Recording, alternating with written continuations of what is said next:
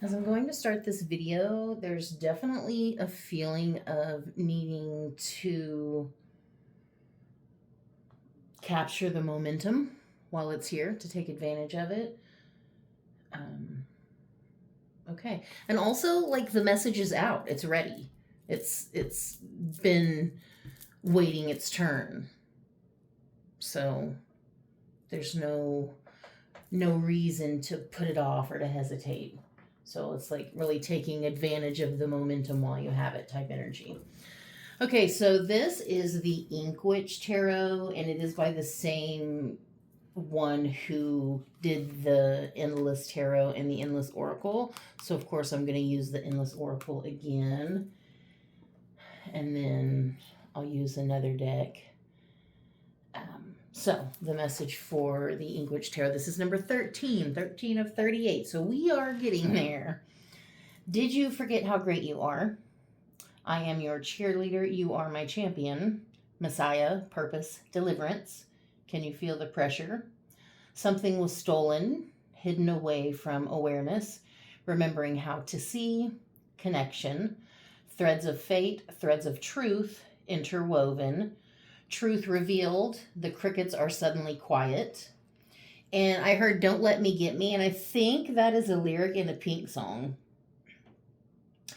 You don't have to know all the answers. Keep going. Dig deep into your mojo. High Priestess, intuitive authority, basking in your magic. Glow up, attunement, realignment. Okay. Got something to say. Pace yourself, you have time, and right on time. And then lucky number 13, and giftedness. I feel like you have a giftedness with something. And so all of that came out before any of the cards came out. And so I immediately got the Ace and the Queen mirror because we had the Ace of Wands crossed by the Queen of Pentacles, and then the Ace of Pentacles as the foundation and the Queen of Wands as the passing influence.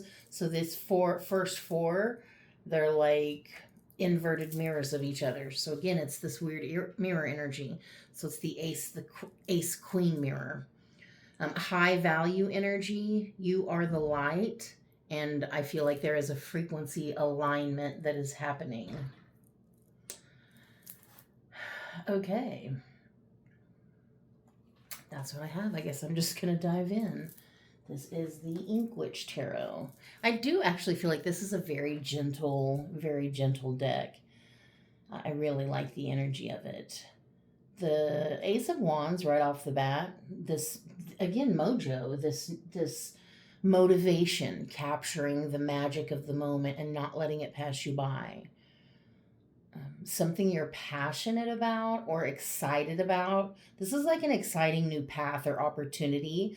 So you're like at a really important or integral juncture in your life, in your journey.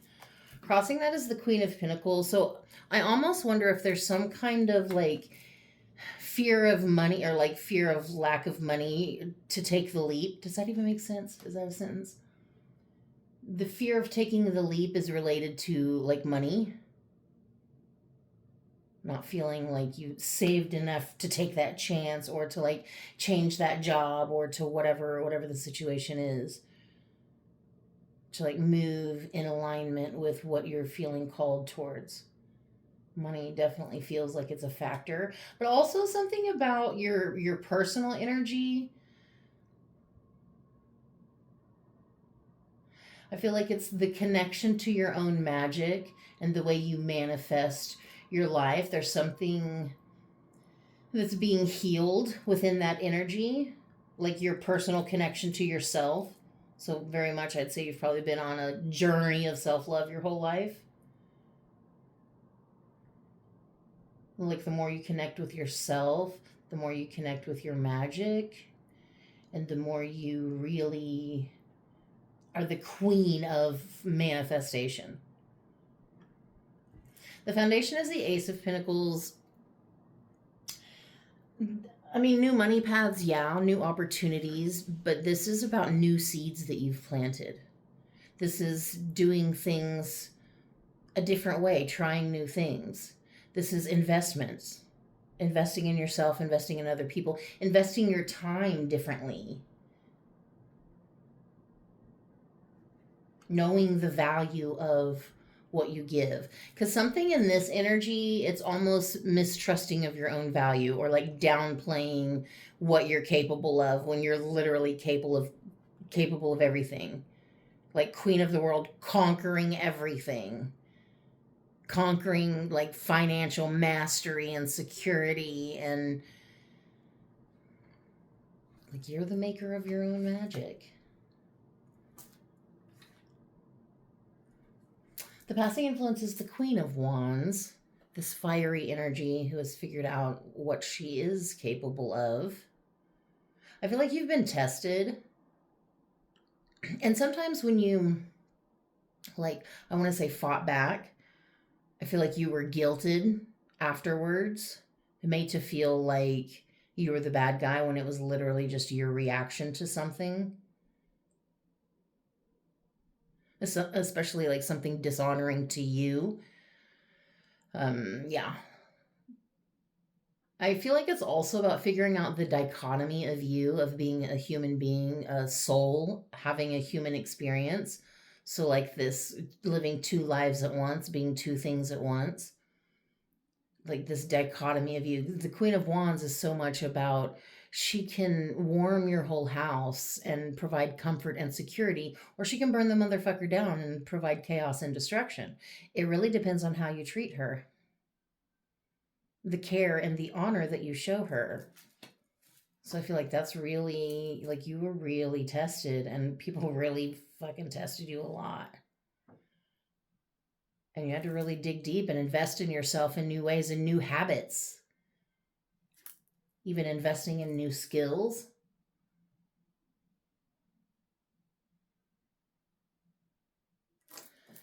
What's on your mind is the sun, the truth of something.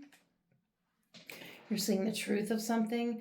I feel like there's something that is being almost downloaded into you, like into your brain, into your experience. You're receiving like downloads and information, stuff like that. You're receiving truth. And I feel like it's a very mental thing. So that literally, that's why it feels like a download. You're seeing a lot of truths. Your third eye feels like it's extremely active and accurate. Accurate is the word I want to say. And even with the 19 here, the Roman numerals, that X1X, that makes it basically a palindrome number. So there's almost an inevitable truth or inevitable fate, is what I'm hearing. There's an inevitable truth being revealed. Inevitable truth being revealed. Something also about the center of your world, the center of your existence. Like recognizing that you are the main character and you should be treated as such. I feel like also there's certain things you've been gifted with, but again, with it, it comes with its own level of guilt, because I feel like you've been guilted in the past for certain things. So, like, that may be a lot of this Queen of Pentacles sideways here. The guilt. And it's almost, I almost want to say survivor's guilt, but it's not necessarily that. Because it's like some people became like those who hurt them, but you didn't. So it's like survival of the trauma. Okay. But like some people evolved and it became their strength. It's the alchemy, the personal choices that people make. And again, there's a giftedness about you. And so I feel like some of that is guilt for that giftedness. Interesting. The near future is the Three of Cups. And this so much is like calling in your soul tribe and celebration and like connectedness and friendship and all the things. But at the same time, this particular one, this person is supplying this and then this. So it's like there seems to be one person that's supplying more than the others. It's just, it makes me think, be careful of overgiving or oversharing, making sure that you're demanding reciprocity and respect. Because again, this whole thing feels like it's about learning to honor your own sacred energy. I feel like that's how I need to title the video, so I literally need to write it down so I don't forget, because I always forget by the time I upload. Learning to honor your own sacred energy, because you are everything. You are the vibe. You are the light. You are literally freaking everything. And everything is you, or whatever. So the way you see the situation is the Knight of Cups. Again, this feels very genuine, very authentic. You're showing up. You're very heart-led. Maybe even a little bit of your heart on your sleeve, but it's also, I feel like, about finding your own beauty, finding your own value. I also kind of feel like there's something that's almost calling your attention. Maybe something you're feeling called to do. Or like maybe like something you're feeling called to like get involved in. Like, I don't know, like project or charity, or like something that's calling to your heart. It's like calling your attention. Okay.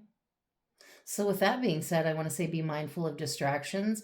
Don't get distracted by your own brilliance. Spiritual egotism is a thing, so you really got to keep yourself in check. So make sure there's a level of self-awareness that comes with this, because I feel like on some level you're destined for greatness, because I'm just noticing the little light crown here that's not yet fully materialized. This is a knight. He's So like there's this vision of greater, of more, of the future that's being foretold. Again, this truth of the future that's being revealed. But like don't get distracted by that and ignore everything else, and then the vision falls apart, I guess is what I want to say. Okay. Other people see death, resurrection, um, and I feel like the pomegranate is very connected to the high priestess. So like they feel the spiritual intensity that is you, the enigma that is you. I also feel like you are a catalyst for change in other people in the way they think and see and even experience different things. I feel like you are a catalyst for that kind of awakening, a catalyst for rebirth as well. I feel like this happens much more than you realize. You don't always know the way that you change other people, the way that you affect them on a very like cellular, like seed level. Like you literally plant seeds in the minds of people, and eventually those seeds then grow and they become transitional spaces, and even transitional sacred spaces for other people. That's really actually powerful. Wow. That's really powerful. I feel like you are also an example to other people.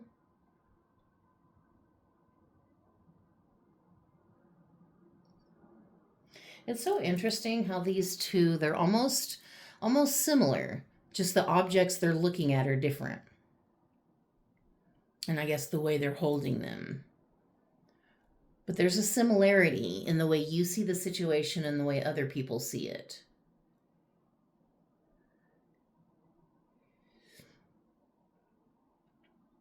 I think other people are also guided by a force outside of themselves. Even sometimes I want to say a darkness outside of themselves. Because I feel like you've really learned to tune into the inner light. Again, something about not getting distracted by that, though. The emotions of the situation is the Four of Wands. This is the celebration. This is, let's get out the sparklers. Let's have a party. This is emotional stability. Okay, I like that. This is really confirming your greatness for me. Because that came out before. Did you forget how great you are? That was the first thing that came out when I chose the deck before any cards even thought about coming out. And here we are, this celebration. You really are great. You've like done so much work to freaking like undo the emotional stability that was bred into you. And all of these like repressive qualities and these guilt trips and probably even like weaponized miscommunication and all things like that. This ain't your first rodeo. Okay, this is emotional stability. This is also recognizing on some level how far you've come. Like maybe you don't fully know. There's an idea of how far you have left to go, but at the same time you recognize maybe you're not exactly where you want to be, but you're so far from where you used to be, and that is cause for celebration in and of itself. And the final outcome is the Empress, figuring out exactly who you are unapologetically and like knowing your worth because you've been planting the seeds the whole time. This is the solidification of that, the unequivocated proof. Yeah. I feel like also you're being given your crown. And I think it's interesting because of this like almost light shadow. I want to call it a shadow crown, but it's light. So like this really light colored shadow crown, and like here it's being given. But now you're like just being given a vision of it. You're being foretold of the future or something. So I feel like you're literally getting like messages about things that are coming for you, things that are happening in the future. Like you're receiving a lot of spiritual communication. And like maybe even that's about like cosmic entities and communication and like channeling things like that. That could be very specific for some people. I mean, because you're primed. You're primed. Just stop doubting your value. Stop doubting your capability to handle all that you've been given, and don't feel guilt about that. You shouldn't apologize. You shouldn't have to defend that. You shouldn't have to ask for permission to use what is inherently yours, your divine birthright, your giftedness. You didn't choose it, it chose you, baby. Okay, so the overall energy is this Six of Swords. And I like that too, like moving away from the negativity, moving away from the chaos and the storms, and just seeking peace of mind. I feel like there's also something here. I see this baby. So it's like something you've freshly given birth to. I think that's interesting because we have this Ace of Pentacles, this new seed that you're planting. Even Ace of Wands, new efforts, new growth. So, like, literally, there's something that you've recently created or become, or however it resonates with you, but it's about shielding that. I think it's like it's purpose. That's what it is. It's your purpose. You're shielding, you're protecting that. And so you're intentionally moving away from conflict and things that have continued to hurt you so that you don't inflict that upon this innocent creature, upon this, whatever this is, this thing that you're protective of. Again, whether that's a version of you, whether it's an actual person, whether it's a goal or mission or things you've been doing or creating or whatever it is for you. Under that is King of Wands. And I think that's so interesting because we have the Ace of Wands and the Queen of Wands here. So we have this King of Wands, and he's just casually painting this crown that's to be offered that you're receiving visions of. Like this crowning glory. So, like, there's something that someone that's also receiving visions like this mirror visions because there's kind of this mirror aspect earlier. So it's almost like mirror visions. Hmm. This is also so much about like truly embodying your soul's purpose and like living through passion and joy just unapologetically. And the world under that closing out cycles. Because, yeah, you started the reading with an ace. Closing out old, outdated cycles that don't bring you the joy and the happiness that you know you deserve. Moving away from things that cause you inner turmoil and create like an inner distance with yourself. Okay, so of course, again, I had to use the Endless Oracle because it is by the same creator. And I actually had the Endless Oracle. No, this deck is the one I had first. I had the Inkwitch Tarot, and then I got the Endless Oracle because it was by the same creator. And then he came out with the Endless Tarot. So I was like, oh, well, I have to get that because I have the Oracle. So these decks are actually reversed on my shelf, but this is how it is. It worked out. So from, okay, the Endless Oracle, that's not what I wanted. I wanted the book. From the Endless Oracle, you got the Herald and the Lighthouse. And these two came out, and I think this happened the last time I used this deck. There was like two that came out, and I was like, oh, you can't do me like that. Like, this is your namesake. You got to give me something. And so, like, I forced it to give me three more, and I feel like I did that last time. But it's okay. I want what I want when I want it, damn it. So you got the Herald and the Lighthouse. And I thought that's interesting because that's very light, like very light filled and like invitational. I like the vibe. Okay, and then we had the palace and the figure by the fire and the fairy ring. So a lot of light in these cards too. Which I don't know if it really shows up that well since I stack them on top of the cards, but hopefully you get what I'm saying here with the lighthouse and the light. And I literally said, you are the light. Okay. I feel like there's messages of light. So again, receiving, I mean, maybe light messages, light language, definitely messages being downloaded from the light. And then there is this picture of this kingdom. It feels almost like a promise because you're receiving almost like visions of it, even though the King of Wands is popping out underneath, like receiving these visions. But there's this solitary figure here. But there is like almost this magic, and I don't want to say it's hidden because it doesn't feel hidden. It's just unseen because the figure's facing the wrong direction. So he's just got the wrong perspective. So he doesn't see the magic.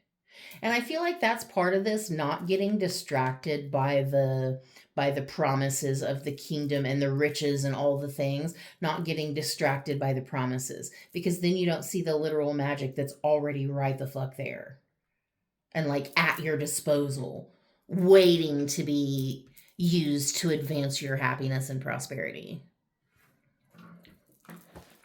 Okay, so the herald, hark the herald angels sing, glory to the newborn king. Oh, and we've been talking about the palace too. Announcements, arrivals, news, messages, and warnings. The swan on this card is surrounded by irises, and a rainbow shines in the sky behind it, symbols of the Greek messenger goddess Iris. On its banner is a symbol of the other messenger to the gods Hermes, Caduceus. Messages are of great importance when this card is drawn. You may be receiving important news, an urgent warning, or an unexpected visitor. Keep your eye open for significant messages and even red flags. Signals are being sent your way, and it is time to listen. So yes, you are receiving many downloads, many signals, many messages, and they are spirit messages. And again, in some ways it feels like an urgency to like go with the momentum, to use it to your advantage. In larger readings, the herald may appear to be calling out to someone in particular. No, he's on his own vibe, calling out to the whole wrong direction. So he's not calling out to the crowd. That's the thing about this calling that I was talking about. Whatever you're feeling called towards, it's not for the masses. This is not. It's like one of those videos that you see, like you'll scroll on TikTok and you'll see a video that says, "This is so specific. This is not for everyone. This is like private. Like this is a special message, not for everyone." And then it has like 10,000 likes and 100,000 views. Like that's not that special. But like this it's like you get that message and it's like 50 likes. Like, oh, okay. Um, this is not a calling for everyone. What your calling is very individual, very unique. It is not for everyone. Okay. Yeah, in larger readings, the herald may appear to be calling out to someone in particular, or their message may seem to indicate a nearby event or arrival. Interesting, because that Ace of Pentacles and that baby, which I mean could literally be your baby, could be anything. Who is the call of the herald for? What might be being signaled, and what is its relevance to you? Are there any obstructions nearby which block the herald from view? No. And in fact, that call is being highlighted. It's very interesting. In the sky is rainbow, symbol of the messenger Iris, and also a symbol of hope, pride, and peace. A rainbow at night is said to be an omen of self-discovery. This is a reminder that change is coming. And yeah, because I said this was about learning to honor your own sacred energy, so it literally is self-discovery. Okay. Rainbows at night could be very significant. But also, I feel like you're receiving so many signals and signs. There is something very specific calling you. And it is not something that you can just reach out to somebody and say, "Hey, can you help me with this?" Because not everybody is called for this. Like, this is not. It's not for the masses. The lighthouse has direction, beckoning, goals, reaching out, and intention. Against the dark of night, the lighthouse shines a beacon to be followed. It represents one's sense of direction or the force that is guiding them. It may represent a calling, such as a goal and the path to get there, or it may even be a call to action or cause to pursue. That's interesting, because I was talking like even like charitable causes and things like that. That could be your baby. Whatever your baby is that you're needing to protect, you're being called to move away from something that's kind of toxic and tumultuous, so that you can find peace and be protective of this baby that you're bringing into the world, because it's your fucking calling, whatever that means. Okay, that's the summary. The summary of the whole thing right there. Okay. Something is reaching out to you and offering a bright point to follow. It's up to you whether or not to heed the beckoning of this card. Take time to search for obstacles and decide if the path before you is treacherous. You may decide that following the beacon is not always worth the risk. And I feel like in some ways you're feeling like you're not worth the risk, but I feel like you are. You're being told that you are. In larger readings, the cards around the lighthouse may indicate what sort of goals may be sought after and the path that must be taken to reach them. What challenges and prizes lie close to the lighthouse? What catches your attention, calling out to you or warning you to stay away? Well, I mean, the herald, the calling, is literally the prize that lies close to the lighthouse. That's what's, clearly calling out to you. But it is, the light seems to be facing the calling, but it's facing more away from the palace. So it's almost like facing more away from like the worldly riches, the definition.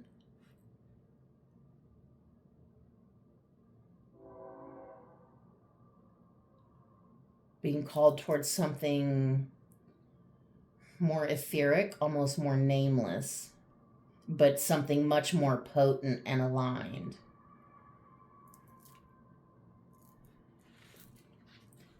In the sky is Polaris, the North Star known for its utility as a consistent point of reference for travelers to use in unknown territory.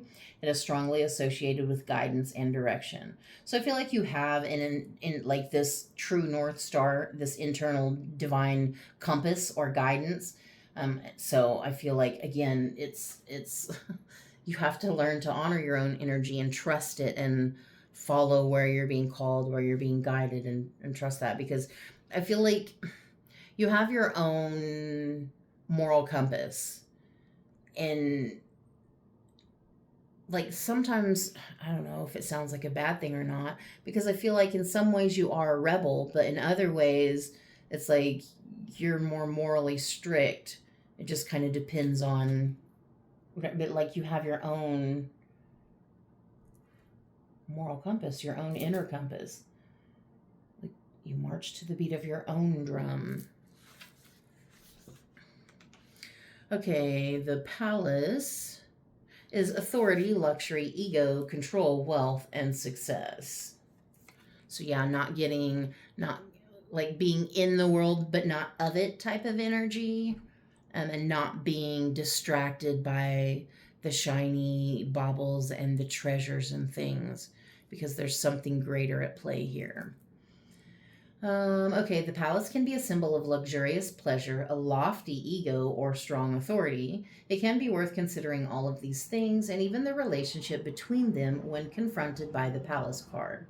Perhaps someone in authority is enjoying a life of luxury while others suffer, or perhaps one's lavish lifestyle is giving them a big head. If you are in a position of power, how are you using it to benefit others? Are you remaining humble? Enjoy the luxuries that you've earned, but don't let power or possessions make you feel better than others. That's what I feel like. You're being given this vision of power, this vision of something that you're going to be given.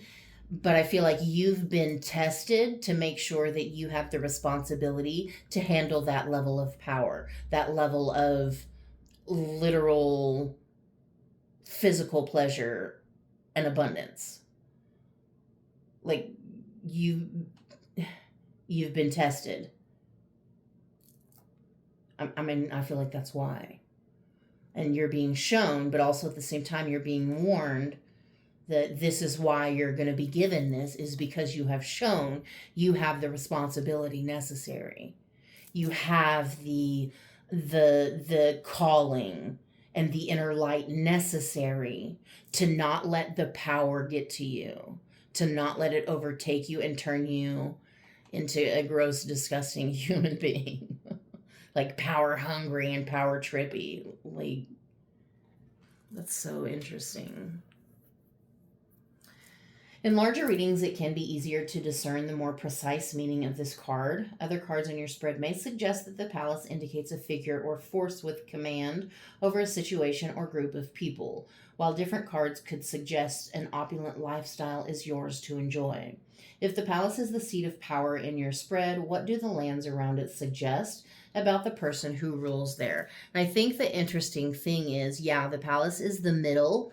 It's a powerful force, but it's also disconnected from the lighthouse and herald, so it doesn't really have the influence over the calling or the lighthouse. And I know that you yourself are a lighthouse. So I think that's interesting. But really, the thing closest to it, most closely influenced, is a lone figure by the fire. So this wealth and influence, it's not as like desired as they make it seem. Like the influencers are basically lying. Celebrities are basically lying. Like nobody is really like, that's not the gold standard anymore. There's a major disconnection there.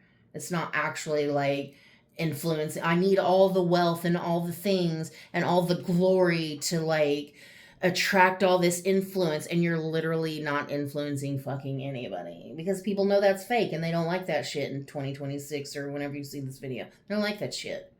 Fake is out. Authenticity is the new black or whatever. Okay, in the sky, the sun. Often a symbol of both joy and success, the sun can also represent power and authority, and even ego. In astrology, it can be associated with one's willpower, sense of self, and the soul. I feel like you have been learning to keep your ego in check. Because again, I feel like you have exactly the perfect level of responsibility needed, necessary to hold this amount of power that you're going to be given. I feel like the little bit of power you've been given, you've proven yourself with it. And so you will be given more. Let's see what the figure by the fire has to say. He is about solitude, retreat, resting alone, avoidance, and loneliness. So there could definitely be some avoidant attachment issues here. That immediately is what like strikes me. Like lone figure, lone wolf, feeling like alone your whole life. And I mean, it is a very solitary journey. Some people find their people really early, and some people do not. This card indicates a desire or need to withdraw, which sometimes I think speaks of the severe emotional neglect that so many people endured in childhood without even realizing that's what it was. So as adults, like, well, we've walked through the whole world alone. That's just what we're good at. That's what we know. But it's kind of wild because so many of those same people are called to form healthy attachments and relationships with people when that's probably like the exact last thing they want to do. So yeah, it indicates a desire or need to withdraw. It may be time to regain your strength or dive deeply into your own heart. Whether we're retreating from hard circumstances or forced to take time alone against our will, the figure by the fire calls us to take things slowly. Benefit from your solitude in the ways that you can. This card indicates a time for rest, stillness, and deep contemplation. Don't worry yourself with others if you can avoid it. Even if you're feeling lonely, there can often be much to gain from time by yourself. So if you need to escape the trappings of society, do that. Because I feel like there's this, you're not easily influenced by others anyway. But there is this need to really, I think it's because also you're receiving so many messages and downloads and so much new information that you literally are needing to rest and let it integrate. So, like, while there may be a time to move, that time may not be just yet. You still may be gathering momentum, but also the whole precipice of the reading is if you feel the momentum, use that. So it's like you're definitely being guided when to slow down and when to move. Because again, much of these messages came out before I ever pulled a card. And that was last night. They started coming out last night, but I knew I wasn't ready for it yet. And then here we are. So like there was a hesitation, but then I was like, oh, these cards are out. There's a momentum here and I'm going. So I guess it's with everything, discernment. In larger readings, you may notice how the figure by the fire seems to avoid or ignore outside forces and people. You may also notice how others regard them. Is the figure alone by choice, or were they isolated by others? Do they turn their back on anything, avoiding it, or simply by being oblivious to it? The fairy ring, the magic, that's what they are oblivious to. And the only thing they are noticing is the palace. Again, it's almost like this figure just being lost in the promise of the power he's going to be given. So I think that's why this reading comes with so much of a warning not to do that.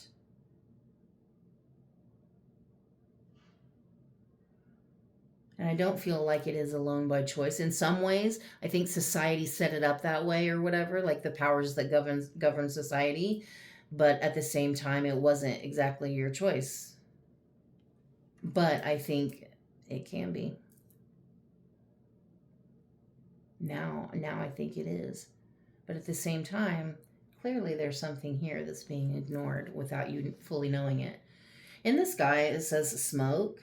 Exhaust shows us that fuel is being burned, but usually not without reason. Smoke is sometimes also associated with signals that we might be sending to other people, and in some cultures, it's even a way of sending messages to the gods. So even if you don't think you are sending signals out to the universe and always attracting exactly back to you whatever it is that whatever energy you're in. The fairy ring, the thing that you're accidentally oblivious to, the thing that you're accidentally ignoring, is illusions, deceptions, mischief, misguiding, trickery, and playfulness. Okay, well, that sounds like a good thing. But I do feel like, in some sense, there is the energy of like ignoring some magic that's at your fingertips or in your like general atmosphere. Throughout the world, there is a rich and varied history of fairy related folklore. Fairies have been reinterpreted in several different ways that portray them as everything from playfully mischievous to deviously malevolent. Naturally occurring rings of mushrooms called fairy rings have come to be associated with the presence of fairies, indicating that they are nearby or even setting a trap for an unwitting human. This is thus a card that urges you to exercise caution. Someone may be making an effort to mislead you, especially by attracting attention with something enticing. Be wary of illusions and tricks when you see the fairy ring. This card may be a warning to look out for deceptions, but it may also be advising you to approach things playfully and mischievously. Perhaps now is not a time to place your full trust in others, but perhaps they would do well to be cautious of you also. So I do think it is about being more playful, and maybe even mischievous and like doing pranks, like innocent pranks and things like that. Just like a playful energy. Because I feel like that's part of what's kind of being ignored with the seriousness of everything you've been through and everything that's almost being expected of you. And yeah,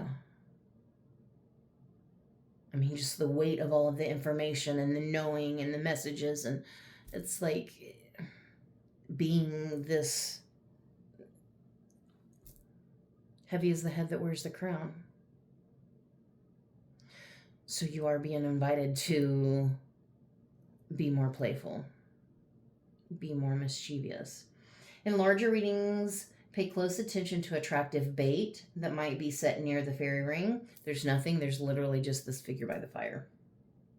Does something you want seem suspiciously close by? Also note whether anything malicious appears to be lurking too close to the fairy ring or to nearby temptations. There may be someone with ulterior motives waiting to catch you in their trap, and there's not. It's just kind of this one-off thing. It's just, I think it's about unintentionally being oblivious to a whole secret world around you of magic and playfulness. In the sky is Bellatrix, the shining blue star known as the Hand of Orion. Its name means female warrior, and it is thought to be associated with civil honor and military prestige. As much as Bellatrix can be associated with renown and recognition, it also has been ascribed some contrary symbolism regarding sudden dishonor, accidents, and blindness. It is not an inherently negative symbol, but it is perhaps one to be cautious of. And I think that's so interesting because the whole time I'm like, hey, you are literally receiving visions of a future that you're being invited to, but that is coming with a lot of warnings and a lot of cautions. So take it how you will.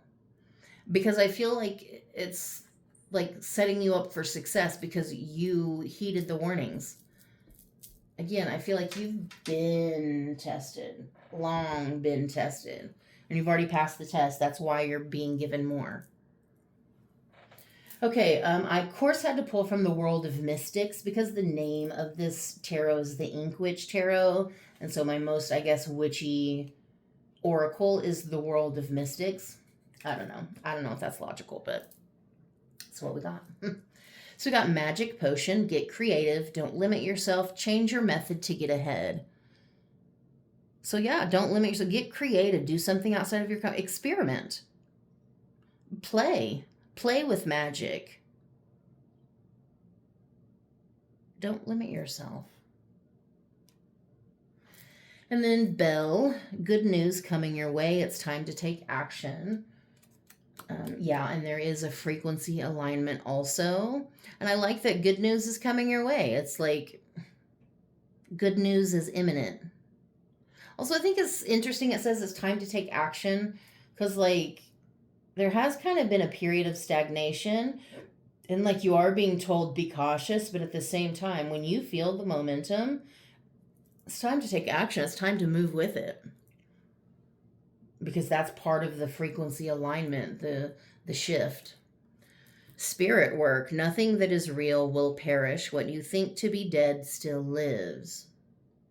Mmm. Mmm. So, like, whatever's meant to be will be. I think it's also because we kind of were talking about the illusions and things like that. I think it's also talking about that.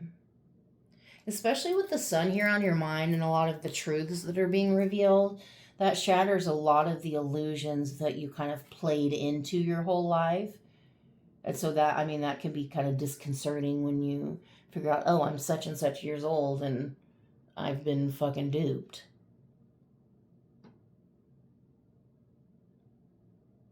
But I also have the feeling that something that you feel or think is lost is not actually lost. There is still a spark of existence in that thing, whatever it is for you. And like if it's a person you lost, you still can reconnect with them in the spirit world. If it's a latent talent or something that you feel like you've lost, I mean, you can still recover it. There's something from the past, an old passion or interest or whatever it is. Something that is not fully, like an opportunity you thought has passed, like something still lives. Something you thought dead still lives. Candle magic, manifest your desires into reality. Even like a version of you that you thought was long dead still is, especially childhood playfulness, inner child. Let your inner child out. Let them be a nuisance. I'm fully encouraging it. Let your inner child be a nuisance. Manifest your desires into reality. Your power can change the outcome. So I do feel like there is something here about manifestation. I think it's almost about doubting your manifestation powers. I feel like that's part of it. And that's why you haven't seen the full manifestation, because part of you still doubts your ability to change the outcome, to change the course of something, when you literally are the fucking catalyst so much of the time and you don't even know it. And then the last one is magic circle. Your environment shapes you. Be cautious of your social circle. Be very careful who you surround yourself with, who you allow in your energy, because your energy is sacred. And so it is important to honor your own energy and not let just whoever have access to you. Make sure they deserve that. You are worthy to be deserved. Like others must deserve you. Yes. Fully embrace it. Okay. Did you forget how great you are?